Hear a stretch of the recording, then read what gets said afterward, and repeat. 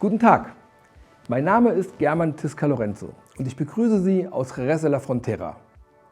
Wir haben hier auf 2 Standorten über 1000 Quadratmeter Arbeitsfläche geschaffen, wo wir die Möglichkeit haben, 100 Mitarbeiter zu beschäftigen. Das Wohlbefinden unserer Mitarbeiter ist uns sehr, sehr wichtig. Dafür sind moderne Büros sehr, sehr wichtig und das A und O eines erfolgreichen Arbeitens. Das folgende Video zeigt Ihnen im Zeitraffer die Entstehungsgeschichte dieser neuen Büros. Ich wünsche Ihnen viel Spaß dabei.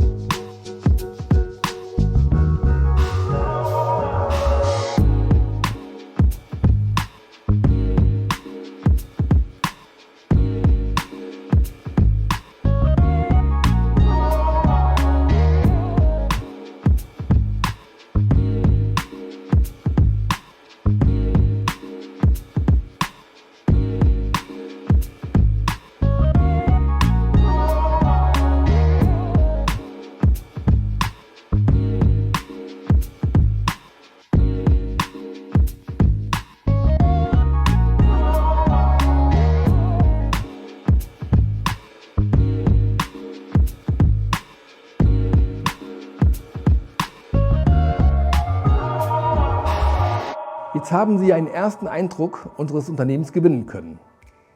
Ich hoffe, wir haben Sie neugierig gemacht.